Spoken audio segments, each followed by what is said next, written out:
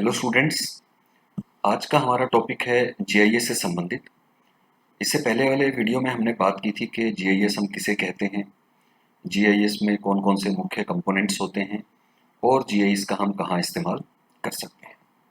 तो आज हम बात करेंगे जीआईएस में रास्टर और वेक्टर डाटा के बारे में। तो जैसा हमने पहले बात की थी कि जीआईएस के जो हैं मुख्यतः 4 कंपोनेंट्स होते हैं। पहला होता है हार्डवेयर, यानी जिसके अंदर हम कोई लैपटॉप है या कोई कंप्यूटर सिस्टम है जिसके अंदर के आपके पास एक कीबोर्ड है, माउस है, तो ये सब चीज़ें हार्डवेयर में शामिल की जाती हैं।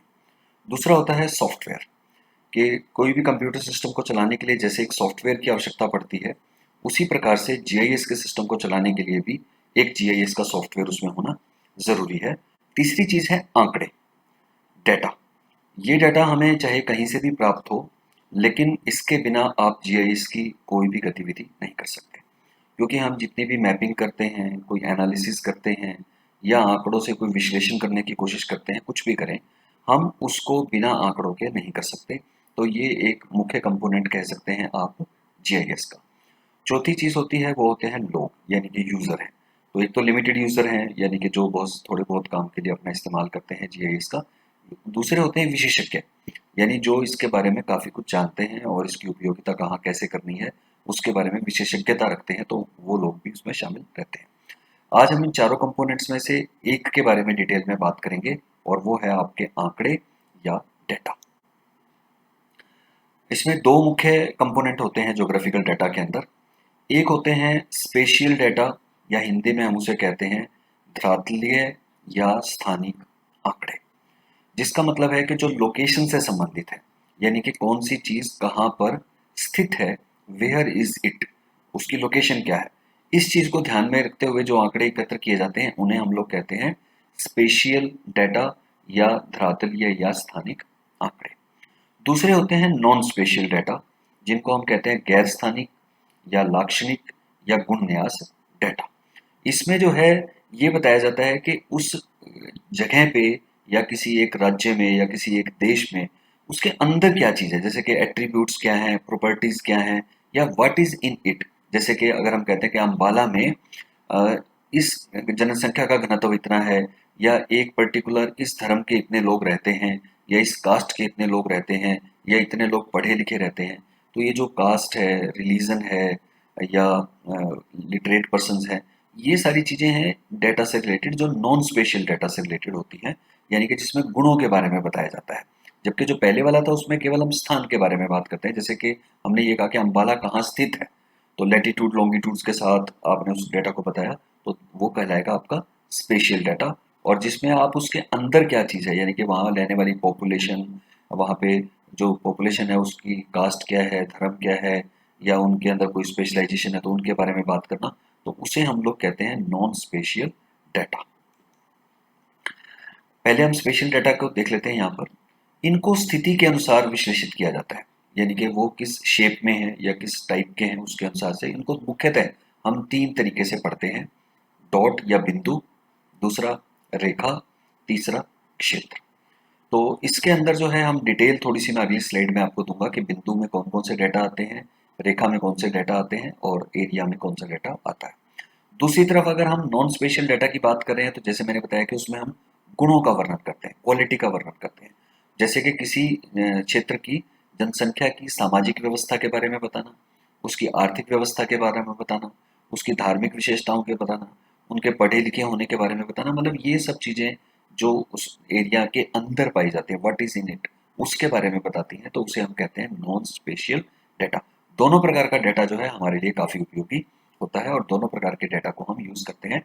हालांकि इनके दोनों के जो सोर्स हैं प्राप्त करने के डाटा के वो अलग अलग हो सकते हैं, लेकिन दोनों के बिना जीआईएस को पूरा करना संभव नहीं है।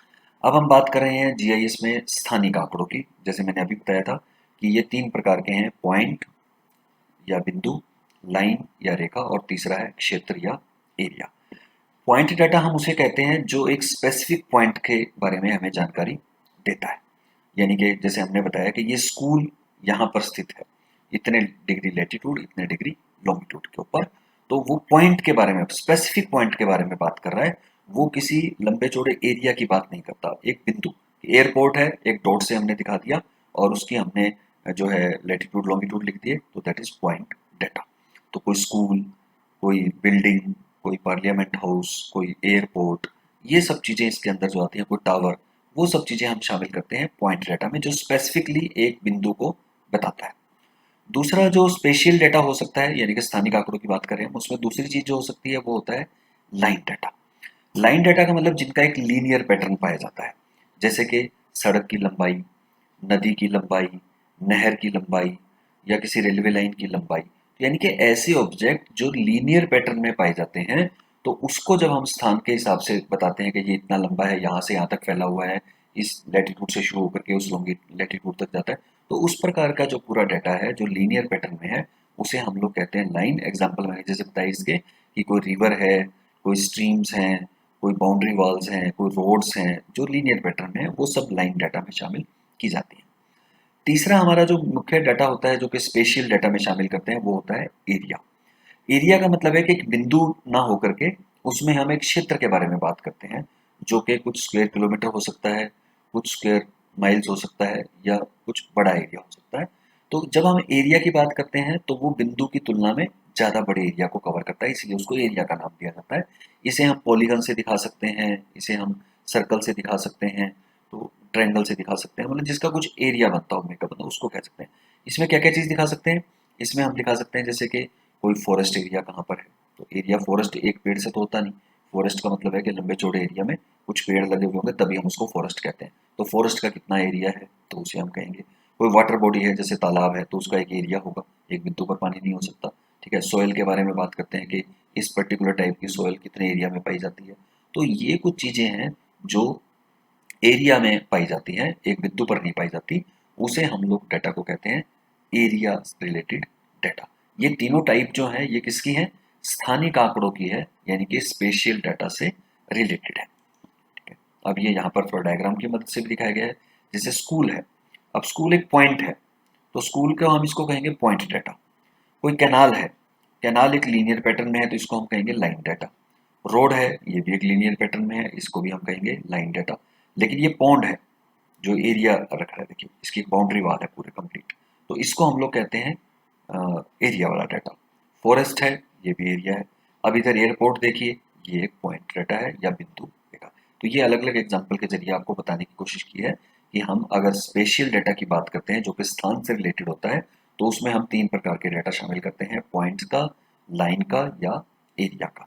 ठीक है, इस स्थानीय आंकड़ों को दिखाने के लिए हम दो प्रारूप इस्तेमाल करते हैं मुख्यतः। एक होता है राष्ट्र फॉर्मेट, एक होता है वेक्टर फॉर्मेट। राष्ट्र फॉर्मेट को हम लोग हिंदी में कहते हैं चित्र रेखापुंज प्रारूप, और वेक्टर को हम लोग कहते हैं सदिश प्रारूप। इन दोनों में क्या अंतर है, किसको कब यूज करना चाहिए, इसके बारे में हम आगे अब डिटेल में बात करते हैं। पहले हम बात करते हैं चित्र रेखापुंज या राष्ट्र डेटा की।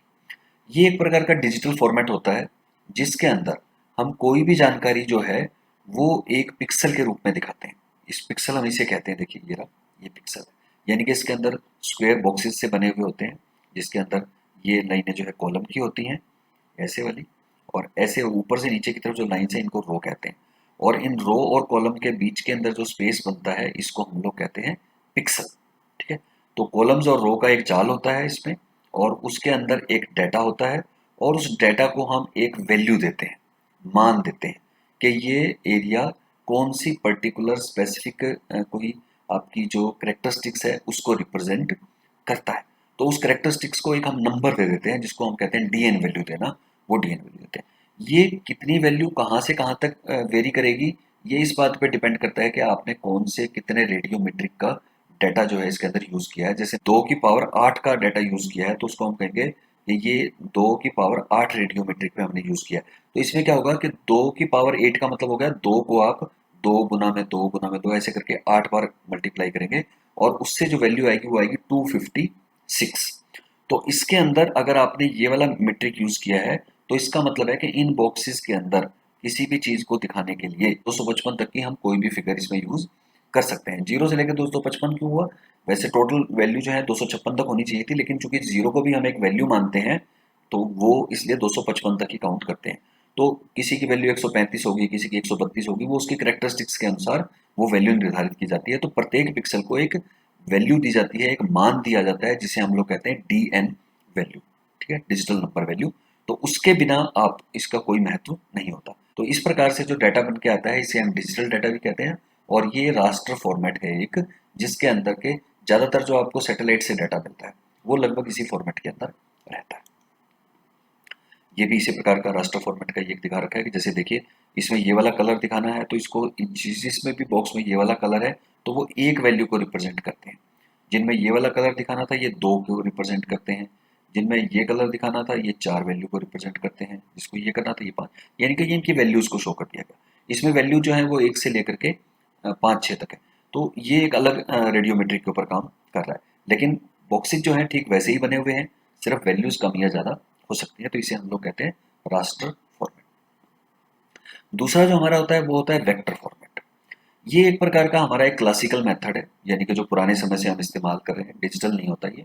इसके अंदर हम क्या करते हैं, जैसे आपने एक रेखा ग्राफ बनाया तो रेखा ग्राफ बनाते वक्त आप क्या करते हैं कि एक OX लेते हैं, एक OY लेते हैं, उसके ऊपर आप कुछ पॉइंट्स के ऊपर जो है डॉट लगाते हैं और फिर उस डॉट्स को आपस में मिलाते हुए एक लाइन से ड्रॉ कर देते हैं। तो उसको हम लोग कहते हैं वेक्टर फॉर्मेट। जितने भी आपके पुराने ग्राफ हैं, पुराने मैप्स हैं, वो लगभग वेक्टर फॉर्मेट के अंदर बने हुए होते हैं। इसमें क्या होता है कि रेखाओं को और क्षेत्रों को वो बिंदुओं की श्रृंखला से हम बनाते हैं।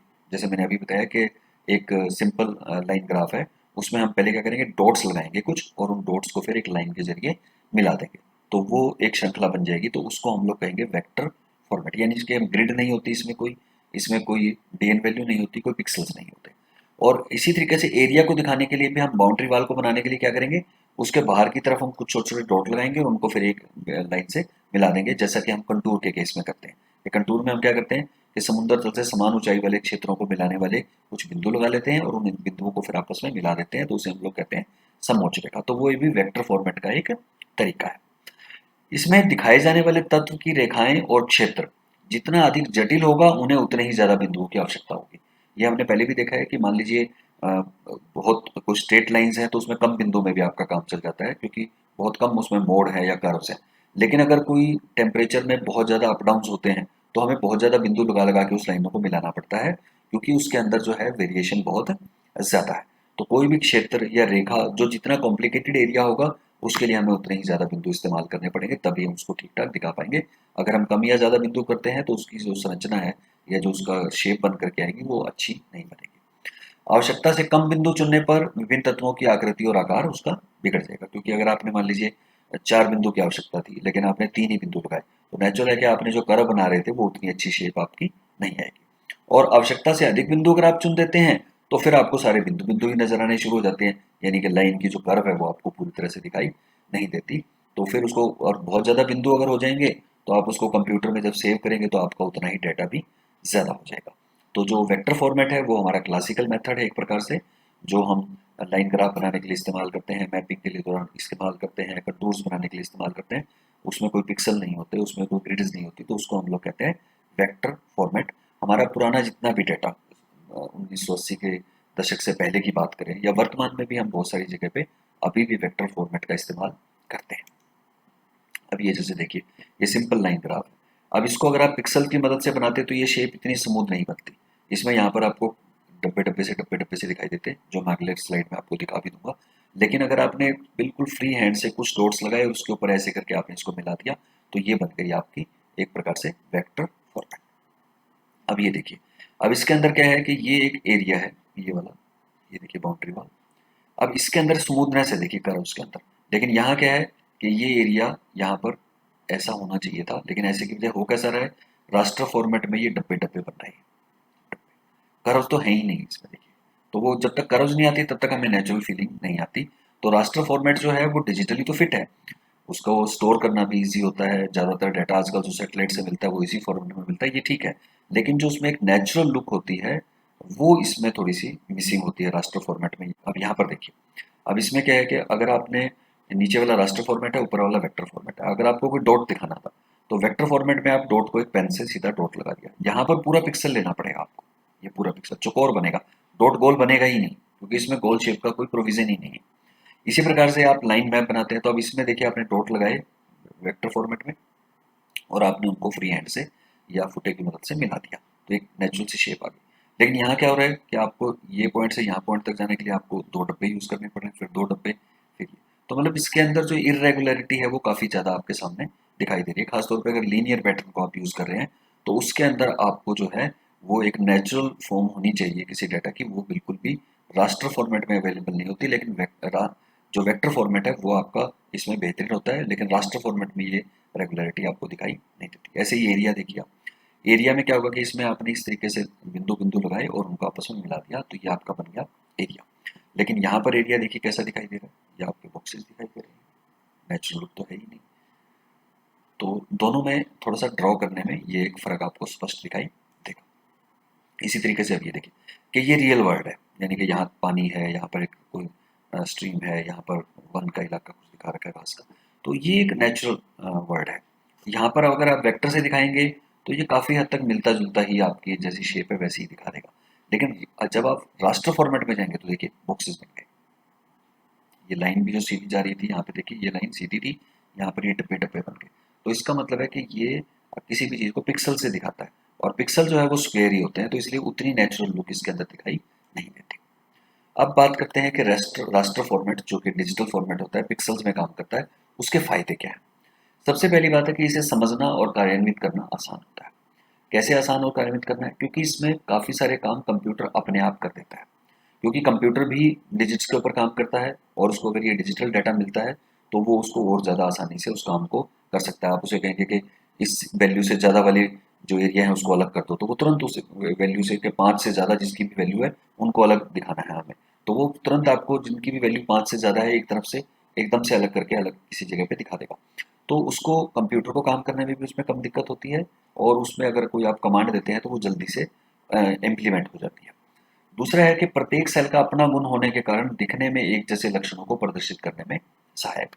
अब होता क्या है कि जैसे एक मान लीजिए एक गांव है, उसके अंदर कुछ लोगों ने गेहूं बो रखी है, कुछ लोगों ने कोई और फसल बो रखी है, सरसों बो रखी है, या इस प्रकार से अलग अलग चीजें बो रखी है। अब आप उसमें से सिर्फ ये देखना चाहते हैं कि गेहूं किन किन खेतों में बोई गई है, यानी कि गेहूं के गुण कहाँ कहाँ पर किस किस पिक्सल में पाए जाते हैं। तो आप उसमें पर्टिकुलरली एक नंबर दे देंगे या एक रेंज दे देंगे कि इस रेंज से लेके इस रेंज की जो वैल्यूज हैं वो गेहूं से रिलेटेड है। तो आप उसमें कमांड देंगे कि 0 से लेके 5 तक की वैल्यू के सेल्स को अलग कर दो, क्योंकि ये गेहूं के हैं। तो वो अपने आप ही 0 से 5 की जितनी भी वैल्यू के सेल थे उनको अलग करके एक मैप पे दे देगा आपको। तो आपको पता चल जाएगा कि उस गांव में किस किस खेत के अंदर गेहूं बोई गई है, उनका एरिया कितना है, इसके बारे में आपको आसानी से पता चल जाता है। इसके अलावा उच्च स्थानिक परिवर्तनशीलता को भी आसानी से प्रदर्शित किया जा सकता है, यानी कि एक एरिया और दूसरे एरिया के बीच में जैसे कि बाउंड्री वॉल होती है कोई, उसमें जो चेंज आया है एकदम से कि एक खेत गेहूं का था, दूसरा खेत सरसों का था, तो उसके बीच में एकदम से चेंज आई है, तो उस चेंज को भी आसानी से आइडेंटिफाई कर लेता है। जो चौथा इसका सबसे बड़ा फायदा ये है कि ज्यादातर जो उपग्रहों से आजकल हमें डाटा मिलता है, वो डाटा जो होता है वो लगभग आजकल रास्टर फॉर्मेट के अंदर ही मिलता है। हालांकि वाइव फोटो भी जो अब खींचे जाते हैं वो रास्टर फॉर्मेट में ही है, लेकिन जो पुराने वाइव फोटो हैं उनमें अभी भी कहीं कहीं पर आपको जो डाटा मिलता है वो वेक्टर फॉर्मेट में होता है। लेकिन उपग्रह से सारा डाटा जो मिलता है आपको वो पक्का रास्टर फॉर्मेट में ही होता है।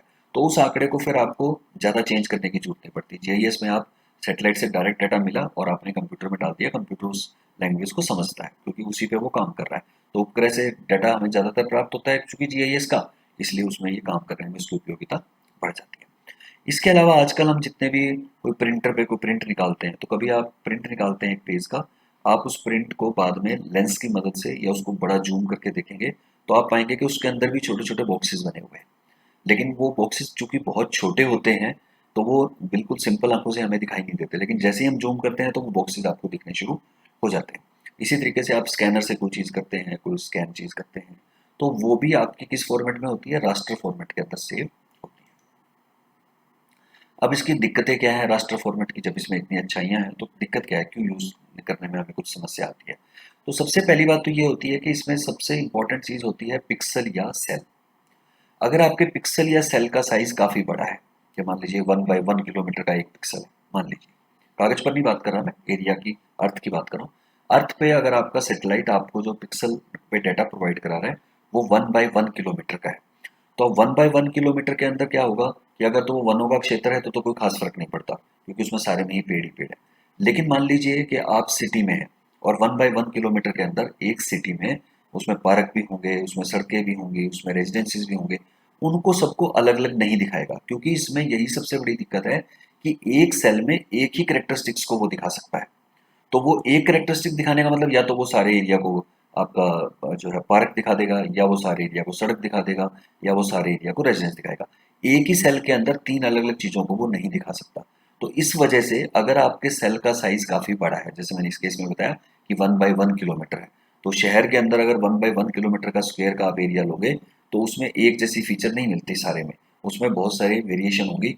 लेकिन चूंकि हमारा कंप्यूटर या हमारा जो रास्टर फॉर्मेट है वो एक सेल को एक ही वैल्यू देता है, तो आप उसमें अलग अलग चीज़ों को आसानी से आइडेंटिफाई नहीं कर सकते। हाँ, लेकिन अगर सेल का साइज छोटा है, जैसे कि 5/5 मीटर है, 10/10 मीटर है, तो वहां पर आपके ये वाला फॉर्मेट जो है काम दे सकता है, लेकिन बड़े सेल के आकार में ये काम नहीं देता। दूसरी बात है कि मिश्रित सेल, एक स्थिति जो मैं अभी बात कर रहा था कि एक ही सेल के अंदर बहुत सारी जितनी ज़्यादा वेरिएशन होती जाएंगी उतना ही उसको स्टडी करना मुश्किल होता जाएगा। हाँ, लंबे चौड़े इलाके में आप रेगिस्तान में चले गए जहाँ रेत ही रेत है दूर तक, वहाँ पिक्सल बड़ा था छोटा था कोई खास फर्क नहीं पड़ रहा, क्योंकि फीचर्स का बहुत ज़्यादा फर्क वहाँ पर नहीं पड़ता। लेकिन कोई मेट्रो सिटीज़ हैं, कोई बड़े सिटीज़ हैं, उनमें इन चीज़ों का बहुत ज़्यादा प्रभाव देखने में मिलता है। तो सेल का साइज के अंदर जितनी ज़्यादा वेरिएशंस होंगी उतनी ही ज़्यादा हमें कॉम्प्लिकेशन आती चली जाएगी। तीसरी चीज़ है कि जो हमने अभी देखा भी था पीछे डायग्राम में, कि जो लीनियर पैटर्न है या जो एरियल पैटर्न हम दिखा रहे थे, उसमें आपकी जो शेप है वो शुद्ध नहीं होती, बॉक्सेस बन जाते हैं। तो एक लाइन आप ड्रॉ कर रहे हैं, एक तो आप हाथ से लाइन ड्रॉ करें तो वो काफ़ी क्लियर होती है, एक आप जो है डब्बे डब्बे से उसको बनाएं तो वो उसमें एक डिसकॉन्टिन्यूटी सी दिखाई देती है, एक रेगुलर जो पैटर्न होना चाहिए वो दिखाई नहीं देता। ऐसे ही अगर कोई एरिया का आप चारों तरफ कोई पॉन्ड है जैसे, उसके चारों तरफ की एक बाउंड्री वाला आप ड्रॉ कर रहे हैं, तो अगर आप रास्टर फॉर्मेट में करोगे तो आपके बाउंड्री वाल जो है वो नेचुरल ना होकर के डब्बे डब्बे से दिखाई देंगे, जिससे कि एक कंटिन्यूटी जो होनी चाहिए वो दिखाई नहीं देती, तो हम उसको ज़्यादा शुद्ध नहीं मानते ज्योग्राफी के पॉइंट ऑफ व्यू से। लास्ट है कि शुद्धता प्राप्त करने के लिए हमें अधिक मात्रा में आंकड़ों की आवश्यकता पड़ती है। यानी कि आपने देखा भी होगा कि जैसे कोई एक पिक्चर है, आप फोटो खींचते हैं तो वो 2 MB की भी हो सकती है, वो 20 MB की भी हो सकती है, वो 50 MB की भी हो सकती है, एक ही साइज की फोटो। क्यों होता है ऐसा? क्योंकि हम उसमें क्वालिटी जितनी बेटर करते जाएंगे, यानी कि पिक्सल की संख्या जितनी बढ़ाते जाएंगे उस फोटो में, उसके अंदर उतनी ही जो साइज है उसका वो एमबी में बढ़ता चला जाएगा। तो जैसे ही एमबी का साइज बढ़ता चला जाएगा आपको स्टोरेज करने में दिक्कत आने लग जाएगी। अब जो है हम एच क्वालिटी में फ़ोटो खींचते हैं या हम 4K क्वालिटी में फ़ोटो खींचते हैं, तो वो डाटा जो मिलता है 4K में या एचडी में, वो बहुत हैवी डाटा जो है, बहुत बड़ी मात्रा में उसको जो है स्टोरेज की आवश्यकता पड़ती है, और यही वजह है कि हमें लगातार स्टोरेज को फिर बढ़ाते रहना पड़ता है। तो ये इसके कुछ दोष थे। अब हम बात करते हैं दूसरा फॉर्मेट जो कि हमारा क्लासिकल फॉर्मेट है, सदिश वेक्टर फॉर्मेट जिसको हम कहते हैं, उसके फायदे क्या हैं। सबसे पहली बात तो ये है कि सांस्कृतिक लक्षणों को दिखाने के लिए उपयोगी है। सांस्कृतिक का मतलब है कि आपको सड़कें दिखानी है, आपको फैक्ट्रीज दिखानी है, आपको रेलवे लाइन्स दिखानी है, या कोई घरों का पैटर्न दिखाना है, वो दिखाने के लिए ये एक नेचुरल रूप आपको प्रदान करता है। जो जैसी चीज़ है, जैसे सड़क है तो वो सड़क गोलाई जहाँ पर है वो गोलाई ही दिखाई देगी, डब्बे डब्बे दिखाई नहीं देंगे। तो कल्चरल कैरेक्टरिस्टिक्स को स्पेसिफिकली दिखाने के लिए ये ज़्यादा बेहतर एक तरीका माना जाता है, काफ़ी नेचुरल है। जितने भी हमारी पुरानी स्थलाकृतिक मानचित्र बने हुए हैं, पुराने जो हमारे पास अवेलेबल है, टोपोग्राफिकल शीट्स हैं या कोई पुराने लाइन ग्राफ हैं, बार डायग्राम्स हैं, वो सारे हमारे पास इसी फॉर्मेट में अवेलेबल है, वेक्टर फॉर्मेट में, क्योंकि तब तक हमारा जो रास्टर फॉर्मेट है वो बहुत पॉपुलर हुआ ही नहीं था। तीसरा है कि आपको आंकड़ों को जो है उसके वास्तविक रूप में प्रदर्शित करते हैं। वास्तविक का मतलब है कि अगर 2.6 है तो आप 2.6 पे ही डाटा लगाते हैं, 2.8 है तो 2.8 पे ही लगाते हैं। तो यानी कि जनरलाइज करने की जरूरत नहीं पड़ती कि 2 से 3 या 3 से 4, ऐसा नहीं। 2.6 है तो आप 2.6 पे डॉट लगाते हैं और उनको लाइन से मिला देते हो। जनरलाइजेशन की आपको कोई जरूरत नहीं पड़ती। जो सबसे खास बात है इसकी वो ये कि इससे बने हुए ग्राफ जो होते हैं या कोई मैप बनते हैं, वो बहुत देखने में अच्छे लगते हैं, सुंदर होते हैं, नेचुरल लगते हैं। तो जिसकी वजह से ज़्यादातर लोग अभी भी प्रेफरेंस लेते हैं, खासतौर पे जो पुरानी पीढ़ी के लोग हैं, वो लगता है उनको कि ये देखने में अच्छे लगते हैं, तो हमें इन्हीं का इस्तेमाल ज़्यादा मात्रा में करना चाहिए। फिर है कि भौगोलिक आंकड़ों की अवस्थिति की शुद्धता बनी रहती है। यानी कि हम जो लैटीट्यूड लॉन्गिट्यूड और उसके साथ टोपोग्राफिकल शीट में फीचर्स को दिखाते हैं, तो वो लोकेशन वाइज जो है बिल्कुल एग्जैक्टली लगाए गए होते हैं। एक डिब्बा जो है उसका अगर बड़ा साइज का पिक्सल है तो वो अवस्थिति तो अपने आप में ही उस डब्बे के साइज जो है चारों तरफ के पिक्सल वो कुछ एरिया को घेर रहे हैं। तो आप कौन सा कॉर्नर मानेंगे उसमें डाटा को मापने के लिए, वो थोड़ा सा कंफ्यूजन हो सकता है। जबकि हम अगर कोई पॉइंट लगाते हैं लाइन ग्राफ के लिए तो वो पॉइंटेड होता है, स्पेसिफिक पॉइंट पर लगा है, उसका कोई बॉक्स का साइज नहीं है, जैसा कि फॉर्मेट उसमें होता है, रास्टर फॉर्मेट में होता है कि वहां पर हमारे पास एक बॉक्स है, अब बॉक्स अगर बड़े साइज का है तो नेचुरली उसका काफ़ी बड़ा एरिया है, तो आप उसको एक पॉइंट पे नहीं बता सकते कि ये चीज़ इतनी है। उस बॉक्स के अंदर वो कहीं पे भी हो सकती है। तो इसलिए अवस्थिति की शुद्धता कई बार उसमें नहीं रहती रास्टर फॉर्मेट में, लेकिन वेक्टर फॉर्मेट में वो रहती है। लास्ट चीज़ है कि इसको कम मेमोरी में भी आप सेव कर सकते हैं, क्योंकि ये पुराने परंपरागत तरीके के बने हुए हैं। इनमें बहुत ज़्यादा कोई हाई डेफिनेशन या 4K क्वालिटी की जरूरत नहीं होती, तो इसलिए इसकी जो आपको मेमोरी की जरूरत पड़ती है वो कंपैरेटिवली कम मेमोरी की जरूरत पड़ेगी। अब बात करते हैं कि वेक्टर फॉर्मेट में दिक्कत क्या क्या है। दिक्कत ये है कि कंप्यूटर जो है वो काम करता है ज़्यादातर डिजिटल फॉर्मेट के अंदर, और उसको अगर आपका रास्टर फॉर्मेट में डाटा मिलता है तो वो ज़्यादा इजीली उसको एक्सेप्टेबल कर लेता है, ज़्यादा इजीली उसको एनालाइज कर लेता है। लेकिन जब हम डाटा डालते हैं वेक्टर फॉर्मेट में, कंप्यूटर उसको समझता है आपका जो है रास्टर फॉर्मेट में, तो हमें क्या करना पड़ता है, या तो उसकी फॉर्मेट चेंज करनी पड़ती है या आंकड़ों को उसके अकॉर्डिंगली फॉर्मेट करना पड़ता है। तो जो एक जटिल प्रक्रिया है, थोड़ा सा काम बढ़ाने वाला हो जाता है। दूसरा, अगर विश्लेषण करना हो तो हमें बहुत उच्च कोटि के हार्डवेयर की आवश्यकता पड़ेगी। विश्लेषण का मतलब है कि जैसे हमने बात की थी कि फॉर्मेट, अगर आपका फॉर्मेट जो है वो रास्टर है, तो वहां पर क्या होगा कि आपको जस्ट ये बताना है कि 5 से ऊपर कितने, तो वो फटाफट से बता देगा कि 5 से ऊपर के जो वैल्यूज वाली पिक्सल है वो ये है। यहाँ पर आपको क्या है कि 5 पिक्सल तो है ही नहीं, ना कोई डीएन वैल्यू है, तो कंप्यूटर को कैसे बताया जाए कि कौन सा डाटा को आपको इसमें से अलग करके दिखाना है। तो वो उसके लिए फिर हमें बहुत ज़्यादा कोई स्कैनर यूज़ करना पड़ेगा, या कोई और उसमें डाटा को कन्वर्ट करने के लिए कुछ डालना पड़ेगा। तो वो हार्डवेयर और जो सॉफ्टवेयर उसके साथ यूज़ करना पड़ता है वो थोड़ा सा कॉस्टली है। तो जो अगली लाइन में लिखा भी है हमने कि भंडारण के लिए महंगे सॉफ्टवेयर की आवश्यकता पड़ती है। यानी कि मान लीजिए कोई पुरानी टोपो शीट है, आप उसको स्कैन करके और कंप्यूटर में डालते हैं, तो उसको स्कैनिंग के दौरान फिर हम उसको क्या कर रहे हैं, पहले उसके फॉर्मेट को चेंज कर रहे हैं, वेक्टर से रास्टर फॉर्मेट में लेके आ रहे हैं। तो उस दौरान वो बहुत ज़्यादा डाटा फिर से कंज्यूम करेगा। तो अगर आप सिंपल मैप को मैप की तरह रखते हैं तो वो डाटा कंज्यूम नहीं कर रहा, लेकिन जब आप मैप को स्कैन करके डिजिटल फॉर्मेट में रखते हैं तो वो ज़्यादा डाटा कंज्यूम करता है। तो इसके लिए फिर हमें महंगे हार्डवेयर और महंगे सॉफ्टवेयर की आवश्यकता पड़ती है। तो ये वेक्टर फॉर्मेट की थोड़ी सी दिक्कतें हैं। अब है कि विच फॉर्मेट इज बेटर, क्योंकि आफ्टर ऑल हमारा जो एक मेन पर्पज है वो ये देखना है कि कौन सा मेथड कब इस्तेमाल करना चाहिए और कब इस्तेमाल नहीं करना चाहिए।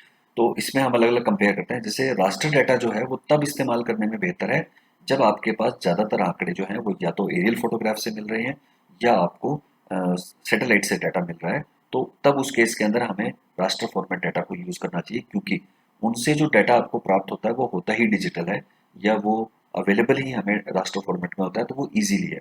तो जब आपके पास वो डाटा अवेलेबल है तो आप उसी फॉर्मेट में काम करें।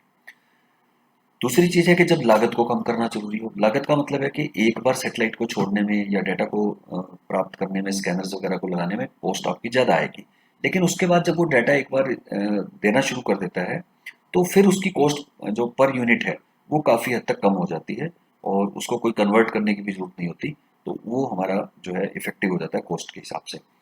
तीसरी चीज़ है कि जब मानचित्र में व्यक्तिगत कोई अपेक्षा ना हो, यानी कि आप पूरे गांव के बारे में जानना चाहते हैं, आप पूरे देश के बारे में जानना चाहते हैं, लार्ज स्केल के डाटा को कंपाइल करना चाहते हैं, तो आप जो है इस मेथड को इस्तेमाल कर सकते हैं। लेकिन अगर आपको स्पेसिफिकली एक पर्टिकुलर खेत, एक पर्टिकुलर कोई जगह देखनी है, तो वो उतने अच्छे से इसके अंदर नहीं दिखाई जा सकती। आपको ओवरऑल बड़े एरिया को, लार्ज एरिया को एक साथ एनालाइज करना है, तो उसके लिए ज़्यादा बेहतर माना जाता है। लास्ट है कि जब पृष्ठभूमि मानचित्रों की आवश्यकता हो। कई बार क्या होता है कि हम जीआईएस के अंदर लेयर्स बनाते हैं।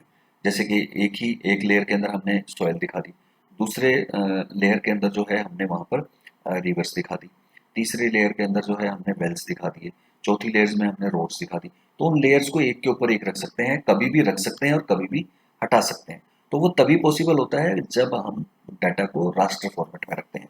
अगर आपने स्कैन कर करके कॉपी रख रखी है तो एक के ऊपर एक ओवरलैप करना पॉसिबल नहीं होता, जबकि रास्टर फॉर्मेट में वो ओवरलैपिंग कभी भी करना या ओवरलैपिंग को हटाना वो दोनों ईजी होते हैं। तो उस केस में जब हमें बार बार अलग अलग लेयर्स को कभी हटाना है कभी लगाना है कंपेयर करने के लिए, तो हमें रास्टर डाटा फॉर्मेट को यूज़ करना चाहिए। अब बात करते हैं वेक्टर कब हमें यूज़ करना चाहिए। जब हमारे पास डाटा जो है वो टोपोग्राफिकल शीट की फॉर्म में हो, ग्राफ्स की फॉर्म में हो, या पुराने मैप्स की फॉर्म में हो, तो हमें वेक्टर डाटा ही इस्तेमाल करना पड़ेगा, क्योंकि वो बहुत अच्छे नीट एंड क्लीन बढ़िया कलर्ड बने हुए होते हैं। और हमें अगर डाटा उस फॉर्मेट में अवेलेबल है तो हमें उसी फॉर्मेट में इस्तेमाल कर लेना चाहिए। नहीं तो फिर हमें पहले उसको कन्वर्ट करना पड़ेगा, रास्टर फॉर्मेट में ले जाना पड़ेगा। हालांकि कंप्यूटर में जब काम करेंगे तो हमारी मजबूरी भी है कि उसको रास्टर फॉर्मेट में ले जाना पड़ेगा। लेकिन अगर आप कोशिश करें तो उसको वेक्टर फॉर्मेट में ज़्यादा इजीली आप हैंडल कर पाएंगे, क्योंकि वो उस फॉर्मेट में ही उपलब्ध है। फिर है कि जब मानचित्र के प्रत्येक लक्षण का विश्लेषण अनिवार्य हो, अगर आप मैप में बहुत बारीक बारीक छोटी छोटी चीज़ें डिटेल में देखना चाहते हैं, तो टोपोग्राफिकल शीट में आपने देखा होगा आमतौर पे कि उसके अंदर एक टोपोग्राफिकल शीट बहुत छोटे से एरिया के लिए होती है, लेकिन उसमें डिटेल बहुत सारी है। उसमें कंटूर्स भी हैं, उसके अंदर स्पॉट हाइट्स भी हैं, उसमें बेंच मार्क्स भी हैं, उसमें सड़कें भी हैं, मतलब हर चीज़ डिटेल में दिखाई गई होती है। तो जब आपको इस तरीके की प्रत्येक डिटेल को अच्छे से समझाना हो, तो वेक्टर फॉर्मेट का डाटा जो है वो हमेशा रास्टर से बेटर होता है। फिर है कि डिस्क्रिप्टिव सूचना का भंडारण अनिवार्य हो, यानी कि जब आपको डिटेल डाटा डालना है, सिर्फ जनरलाइज डाटा नहीं, डिटेल डाटा एक एक खेत का, एक एक जगह का, तो उस केस के अंदर भी हमें वेक्टर डाटा का, क्योंकि इंडिविजुअल की अगर डिटेल चाहिए तो वो वेक्टर फॉर्मेट में ही है। हाँ, ओवरऑल डाटा चाहिए पूरे एरिया का, तो रास्टर फॉर्मेट ज़्यादा बेटर माना जाता है। लास्ट है कि जब आपको सुंदर, एक्यूरेट और बिल्कुल अच्छे से मैप चाहिए हो, तो आपको वेक्टर डाटा फॉर्मेट का यूज़ करना चाहिए, क्योंकि ये ज़्यादा नेचुरल होते हैं, ज़्यादा रियलिस्टिक दिखते हैं, तो तब हमें वेक्टर डाटा फॉर्मेट का इस्तेमाल करना चाहिए। तो ये दोनों थोड़े से कंपेरेबल हैं। इसमें आप अपने चॉइस के अनुसार, अपनी ऑब्जेक्टिव के अनुसार कौन सा डाटा ज़्यादा आपको सूट करता है वो आप इस्तेमाल कर सकते हैं। Thank you for watching this video. Like and subscribe.